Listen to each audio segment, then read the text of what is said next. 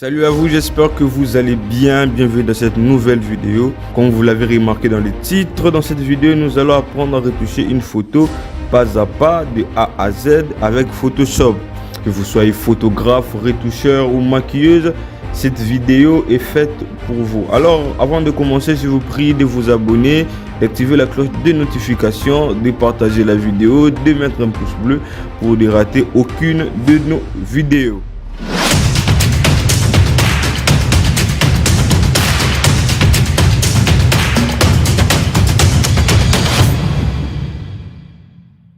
Nous voici devant notre fenêtre Photoshop. Bien sûr, la fenêtre caméra RAW s'est ouverte automatiquement parce que l'image a été prise avec un format RAW. Si c'était un format JPEG, ça n'allait pas s'ouvrir automatiquement en tout cas. Alors à droite, nous avons nos réglages de base, courbes, détails, tout ça. Mais nous allons toucher à rien de tout ça, sauf aux réglages de base et aux détails. Bien sûr, voici les réglages. Moi, j'avais déjà réglé mon image déjà bien avant.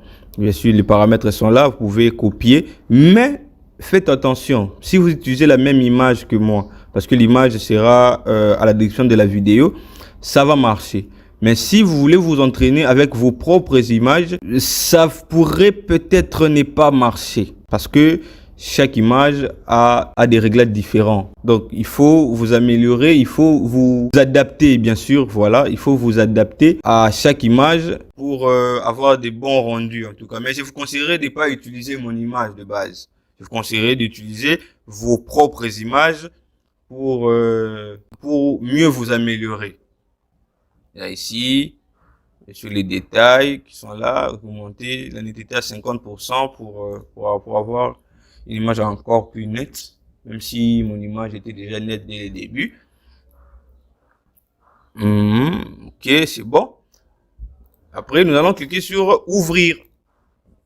Et là, nous allons tomber sur cette fenêtre, cette petite fenêtre où déjà Photoshop nous prévient que notre image, déjà le nom est là, notre image contient un profil colorimétrie intégré qui ne correspond pas à l'espace de travail à l'espace de travail RVB de Photoshop. Alors, déjà, il nous demande que voulons-nous faire. Alors, soit on va incorporer nos réglages, ça veut dire que ici nous disons à Photoshop, si on clique sur préféré, nous disons à Photoshop que tous les réglages que je fais dans Camera Raw, intègre-les dans mon image, incorpore-les dans mon image, bien sûr, et dans mon espace de travail. Ici, supprimer, ça veut dire que supprime ça et laisse mon image telle qu'elle est.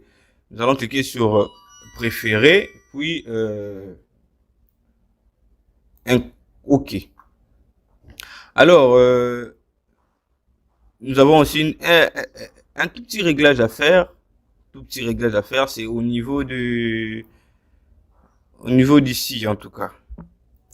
Déjà, le format 8 bits, c'est pas bon pour la retouche photo. Je ne sais pas pourquoi, mais à chaque fois que je retouche une photo en 8 bits, il y a toujours ces problèmes-là de couleur, ces problèmes-là comment je peux dire, des pertes d'informations, voilà, ces problèmes-là de perte d'informations. Alors, pour y remédier, nous allons utiliser plus le format à 16 bits. Nous allons aller dans le menu image, puis mode, puis cliquer sur 16 bits. Vous allez dire, pourquoi 16 bits diamant? Pourquoi 16 bits? Déjà, parce que ça nous permet de conserver, bien sûr, c'est un peu l'opposé du 8 bits, ça nous permet de conserver plus de détails et des nuances de couleurs dans notre image. Bien sûr, pour éviter les pertes d'informations. Tout ça. Alors déjà c'est bon, nous avons changé ici en 16 bits et nous allons maintenant passer à l'étape de la suppression des imperfections. Alors dans la suppression des imperfections, je vous conseillerais d'abord, avant de commencer, je vous conseillerais de dupliquer vos images. À chaque procédure, de dupliquer vos images. Pourquoi? Pour la bonne raison que avec Photoshop, vous êtes limité à un retour vous êtes limité à un retour à un retour de processus, bien sûr. Quand vous cliquez sur CTRL Z, vous êtes un peu limité. C'est pas comme sur Illustrator, tu peux avoir 5, 6 étapes, 6 processus, voilà ce que je veux dire, 6 étapes, ou 20 ou 30, mais quand tu cliques juste sur CTRL Z, tu peux revenir jusqu'au début. Mais c'est différent avec Photoshop. Donc Photoshop, c'est limité, je crois, c'est à 20. À 20 même, c'est un peu trop. Alors, vous pouvez les dupliquer. Pour dupliquer, nous allons cliquer sur CTRL J. CTRL J pour dupliquer la photo, l'image bien sûr. Et nous allons renommer notre image ici comme sup imp, comme supprimer les imperfections de la peau. Et nous allons aller chercher, bien sûr en sélectionnant toujours notre calque dupliqué, nous allons aller chercher nos outils de correction. Alors, l'outil de correction, ici c'est déjà sélectionné, mais les raccourcis c'est J. Ici, l'outil de correction, vous allez faire clic gauche, nous aurons tous nos outils de correction. Nous avons l'outil correcteur localisé, l'outil correcteur tout court, l'outil pièce, l'outil déplacement basé sur le contenu et truc machin. Mais personnellement, sans vous mentir, je n'utilise que 2. Nous avons l'outil correcteur localisé que vous connaissez déjà et l'outil pièce. Mais ici, nous allons utiliser plus l'outil correcteur localisé parce que l'outil pièce, nous allons utiliser ça dans des cas un peu plus complexes. Mais pour supprimer les imperfections, pardon, nous allons utiliser l'outil correcteur localisé. Voilà. Alors, en cliquant sur l'outil correcteur localisé, nous avons des sous-menus qui s'affichent ici, comme ça.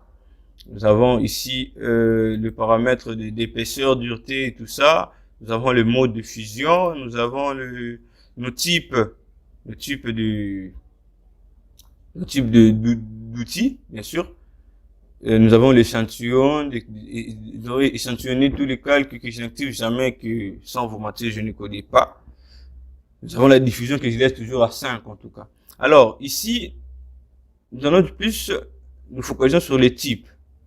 Alors, quand vous cliquez sur contenu pris en compte, Photoshop, lui, quand par exemple, vous cliquez ici par exemple, lui, il ne génère pas vraiment. Tu vois, genre, quand tu cliques sur l'imperfection, lui,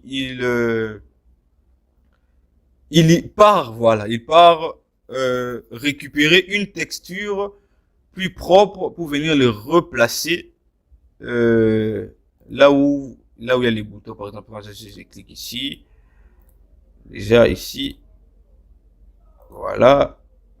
Voilà. Donc ça récupère une partie plus propre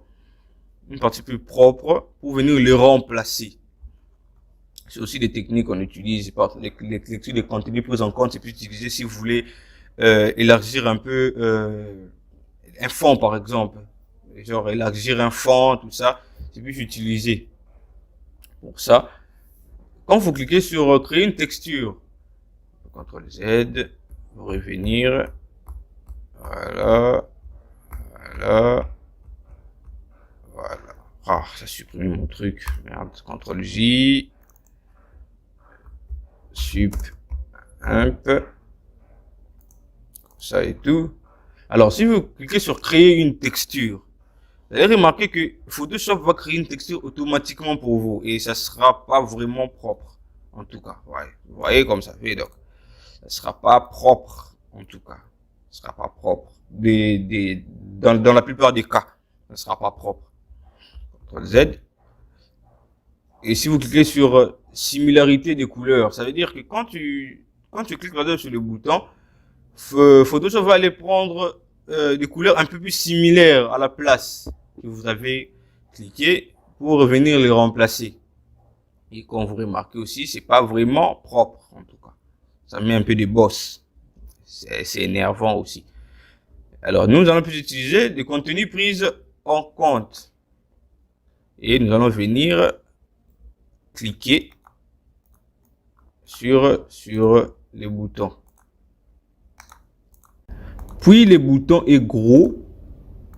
Puis la complexité de la suppression est à 80% en tout cas. Alors vous allez réduire bien sûr la taille de votre outil. Pour venir cliquer par exemple ici, ici, ici, ici.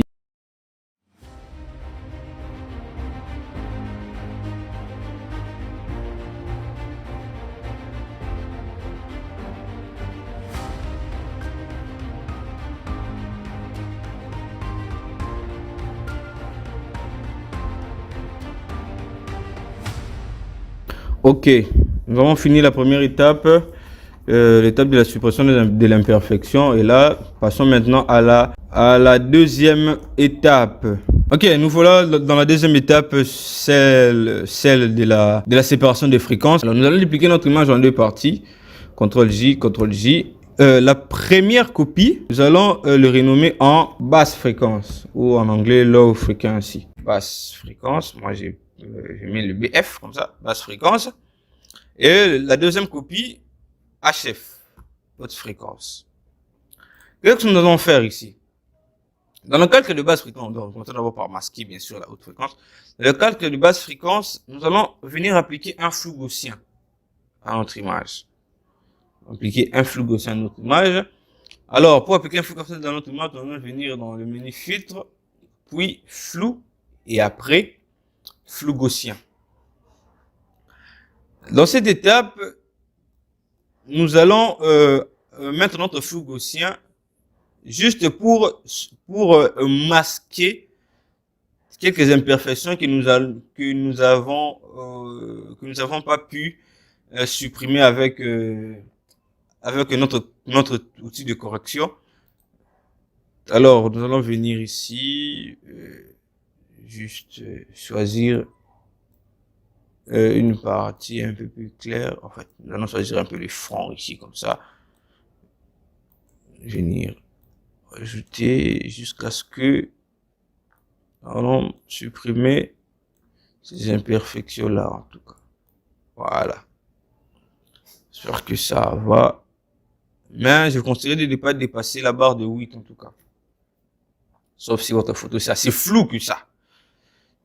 Supprimer, pas dépasser la barre de 8. Donc déjà pixel, on va mettre le pixel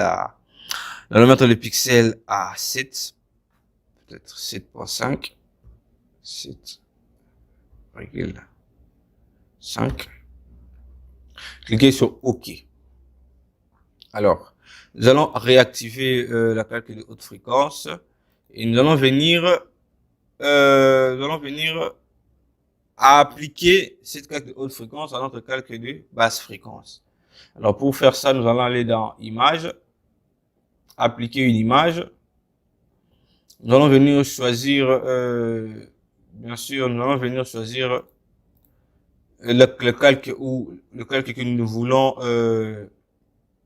voulons appliquer, qui est le calque de basse fréquence. Puis nous allons venir choisir notre opération, bien sûr, c'est, comment je vais dire, c'est notre option de fusion dans l'outil, dans Aplatir. Nous allons cliquer sur addition. Et quand nous allons cliquer sur addition, nous allons venir inverser ici. Et inverser notre couche. On va tomber sur ça. Cliquez sur OK.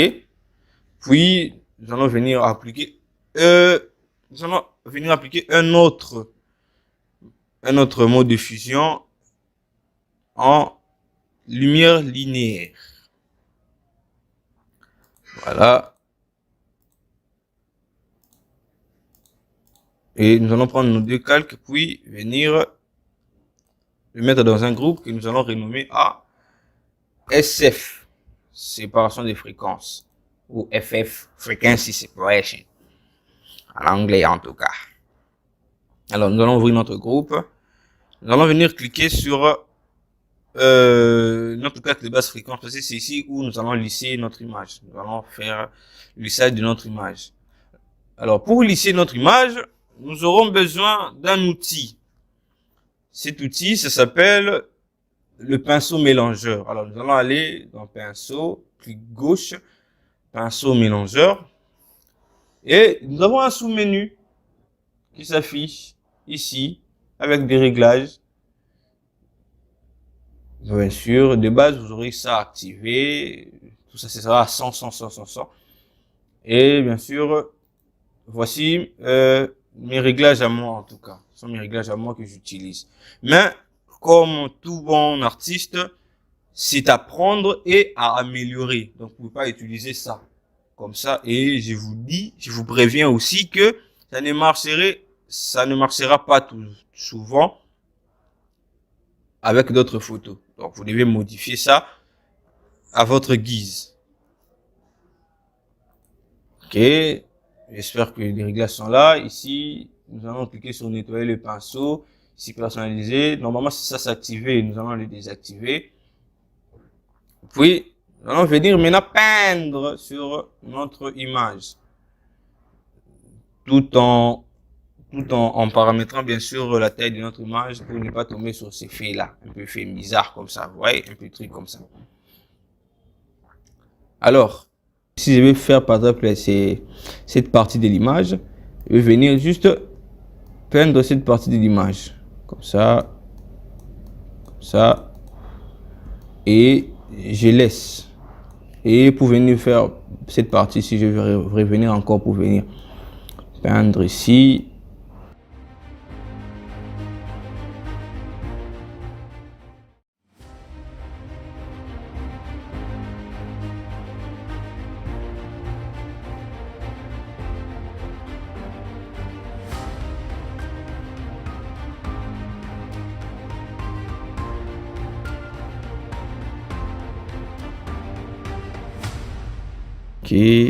Ok. Maintenant, passons à la troisième étape, l'étape du Dodge and Burn. Alors, nous voici maintenant dans la troisième étape, qui est l'étape du Dodge and Burn.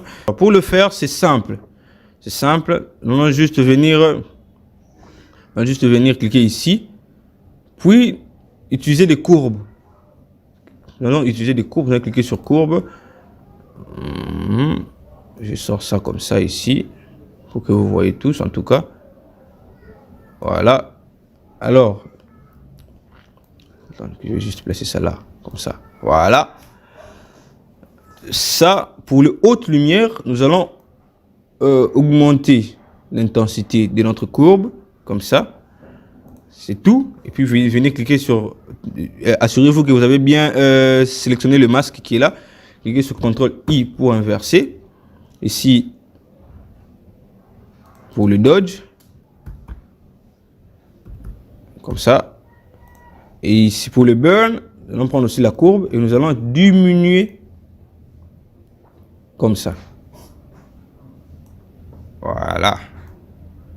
On tremble. Voilà. Toujours la même procédure. Venez cliquer sur le masque et puis inverser. Alors, moi j'ai une technique. J'avais appris, c'est d'utiliser le noir et blanc pour détecter les ombres et les lumières. C'est simple. Je vais venir encore ici, cliquer ici, puis prendre noir et blanc, comme ça. Je vais prendre le rouge, diminuer le rouge jusqu'à la fin. Comme c'est pas vraiment à la fin, hein, juste à avoir un très bon aperçu de ce que nous voulons faire. Alors, quand vous remarquez, vous voyez, ici, déjà, nous avons toutes les ombres qui sont là. Comme ça. Bon, si j'ai abusé, en tout cas. Augmenter un peu comme ça. Voilà. Voilà. Nous avons toutes les ombres qui sont là. En tout cas, je vais cliquer ici. Toutes les ombres qui sont là. Nous avons toutes les lumières qui sont là. Les lumières qui sont là. Comme ça et tout. Voilà. Alors, qu'est-ce que nous allons faire? On va dans les calques. Ici, j'ai oublié de renommer. Merde. Burn. Voilà. Qu'est-ce que nous allons faire? Dans le calque de Dodge, nous allons prendre un pinceau. Dans le pinceau, nous allons diminuer bien sûr la taille, puis venir ici comme ça inverser, juste avoir une couleur blanche ici. Juste venir définir la couleur dans le premier plan en blanc. Et nous allons venir peindre, comme c'est de ce Dodge, donc c'est haute lumière, nous allons venir peindre là où il y a la haute lumière. juste venir peindre en tout cas. Mais il y a ceux qui diminuent genre l'opacité, le flux et tout. Mais moi, je préfère d'abord voir qu'est-ce que ça donne et puis je vais venir diminuer tout après. Alors, j'ai la lumière ici.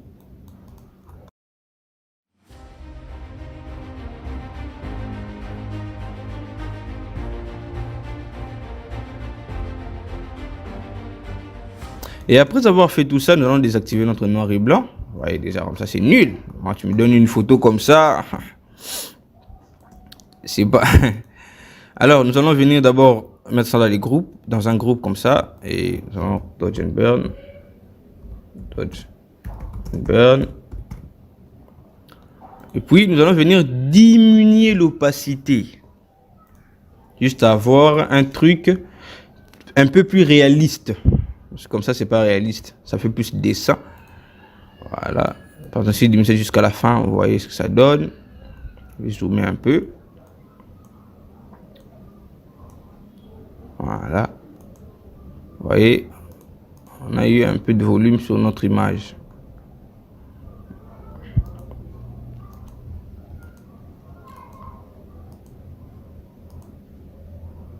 Ok. Et sur notre image. Voilà. C'est bon. Nous allons finir avec le Dodge and Burn. Vraiment, exercez-vous. Exercez-vous. Je sais que la plupart d'entre vous auront des petites difficultés. Mais, comme on dit toujours, la répétition est la mère de la science. Alors, passons maintenant à la prochaine étape. L'étape du color grading. Alors maintenant nous passons à l'étape de l'étalonnage du color grading. Alors dans cette étape, nous allons apprendre les différentes méthodes de color grading avant bien sûr de nous focaliser sur une seule étape en tout cas. Alors pour faire le color grading, c'est simple. C'est soit vous utilisez les filtres caméra raw. Donc déjà il vous faudra, c'est que je supprime d'abord ça parce que moi j'avais déjà fusionné. Il vous faudra fusionner tous vos calques pour aller dans le filtre color grading parce que vous, comme ça, quand vous allez sur caméra raw, ça ne va pas marcher. Alors vous allez juste à fusionner tout ça. Je duplique d'abord CTRL-J puis CTRL-E pour fusionner. Vous pouvez aller dans filtre caméra raw. Alors déjà ici, vous allez voir qu'il y a un réglage caméra raw qui est là avec ce menu déroulant. C'est ici que vous allez faire tout le travail. Bien sûr, on a les tons moyens, les tons foncés et les tons clairs.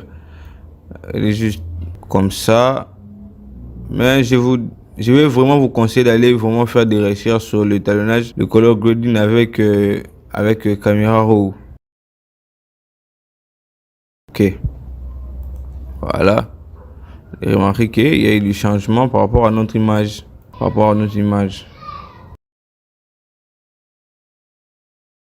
Voilà. Alors, on a pas seulement le filtre caméra, on a aussi des réglages comme la courbe aussi. Vous pouvez aussi utiliser les courbes pour faire le color grading. Vous pouvez utiliser les teintes de saturation, la balance de couleur. Nous, on va utiliser les transferts dégradés, les courbes et les transferts dégradés en tout cas. Comme par exemple ici, je vais juste créer un dégradé des teintes.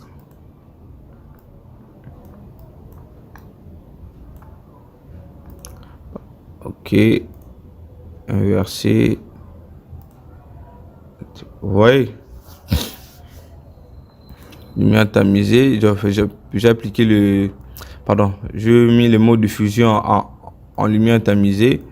Puis je vais juste diminuer un peu l'opacité comme ça pour voir un peu comment ça se passe. Vous voyez.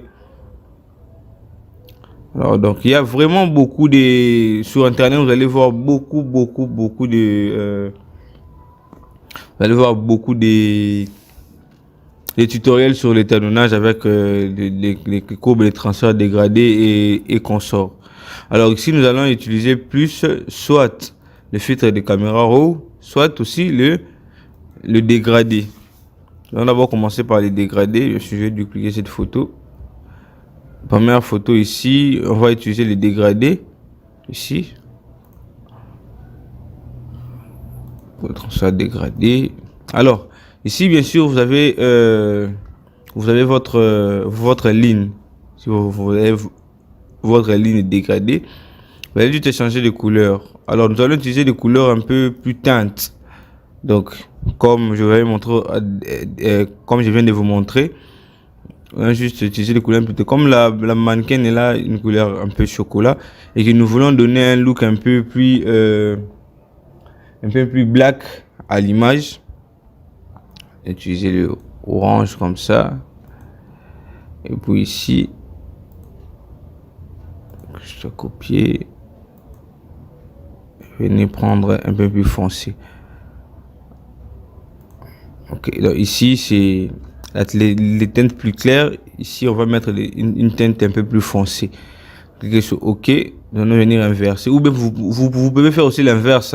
Ça n'a rien, ça n'a pas un problème. Il faut juste avoir une teinte plus claire, plus claire et une teinte plus foncée.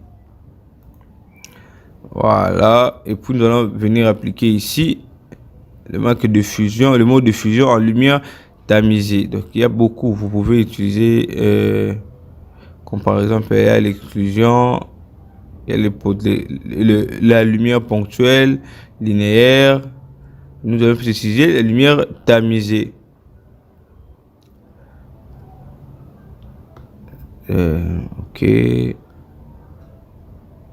Ok. Et puis nous allons venir réduire ici le fond. Réduire le fond. Comme ça. Quand je fais un avant, un après. Avant, un après. Vous voyez maintenant?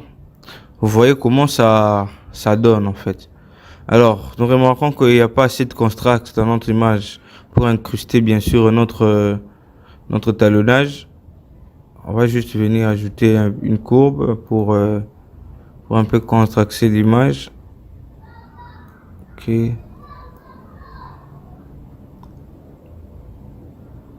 Du look bien sûr qu'on veut donner.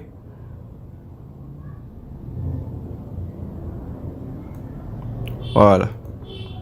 Ok, c'est bon. Voilà. Il y a une petite légère modification par rapport au contraste. Voilà, j'espère que c'est bon. Alors, nous voici maintenant la dernière étape, notre étape pour clôturer cette vidéo. C'est l'étape de shaping et de l'exportation pour un meilleur rendu. Alors, pour appliquer ces shaping là, pour bien sûr, comme on dit en français, augmenter la netteté, nous allons venir dupliquer notre image. D'abord, on va fusionner tout ça parce que ce sont les réglages. On va dupliquer et puis on va fusionner ça. Voilà, ça donne une autre image au-dessus de ça. Alors, nous allons venir désactiver diminuer le contraste de la vidéo, de l'image, pardon. Excusez-moi, diminuer le contraste de l'image. Venir dans image, puis réglage, puis luminosité, contraste. Venir diminuer le contraste juste à -50, puis cliquer sur OK. Et après, nous allons aller chercher les filtres passe haut. Donc on est dans filtre, divers, et puis passe haut. Vous remarquez, au fur et à mesure que vous augmentez, au fur et à mesure que les détails se voient. Ok, sur OK. Voilà. Et après, nous allons venir mettre un mode fusion en lumière vive. Donc on clique là et on met à lumière vive. Donc vous avez remarqué que ça augmente la netteté, mais pas vraiment plus propre. Alors vous allez venir, ce que vous avez à faire, c'est juste diminuer l'opacité jusqu'à avoir un rendu qui vous plaît en tout cas. Donc, moi j'espère que c'est bon. Ok, avant, après, faut encore mieux zoomer pour voir. Voilà, avant, après. Avant. Alors déjà là, nous avons fini avec notre photo. Nous allons maintenant aller exporter notre image. Alors, il y a beaucoup de manières d'exporter. Il y a d'autres qui exportent en PNG, d'autres qui exportent en JPEG, mais tout dépend du support de publication en tout cas. Juste venir ici dans Fichier, puis Exportation, puis Enregistrer pour le web. Ça c'est ici si vous voulez exporter pour publier sur les réseaux sociaux. Exporter pour c'est vraiment net l'image. Pour exporter sur les réseaux sociaux. Ici, nous allons mettre en JPEG, puis ici en qualité maximum, 100, flou à 0. De base, ici, c'est décoché. Nous allons cliquer sur incorporer les profils pour que ça nous exporte par rapport au étalonnage et au réglage qu'on a utilisé pour notre retouche photo. Là, ici, utiliser comme profil de document. Ici, copier de données, on laisse comme ça. C'est pour se set à 100. Alors, par rapport à la taille, c'est réglable. Si vous voulez poster sur Internet, vous pouvez régler votre image par rapport à la taille. Si par exemple je mets 2000 ici, là, en bas, ça va changer automatiquement. Après ça, nous allons cliquer sur enregistrer. Alors, il y a une autre méthode, c'est plus une méthode d'exportation par PNG. Et ici aussi, enregistrer sous. Parce qu'avec la nouvelle version de Photoshop, il faut toute cette procédure-là déjà. C'est long, mais bon. Alors, ici, format JPEG. Qualité parfait. Cliquez sur exporter l'image. Alors, comme nous voulons exporter ça pour moi par exemple, je vais l'exporter pour bien sûr pour faire pour internet, bien sûr pour l'internet. Nous allons aller dans fichier, exporter pour format web. Je vais le mettre en PNG parce que je vais réutiliser la même image après pour faire la bannière YouTube. C'est sur PNG 24 bien sûr. Ok. Là. Ok sur OK. OK sur enregistrer, pardon. Voilà. Attends, j'ai oublié de cocher. Il faut faire incorporer. Ça recherche. OK. OK sur enregistrer. On va choisir, là on va enregistrer. Bien sûr, moi j'ai renommé tuto. Puis voilà, nous passons dans le bureau en tout cas. Et sur enregistrer. Alors, c'est fini pour cette vidéo.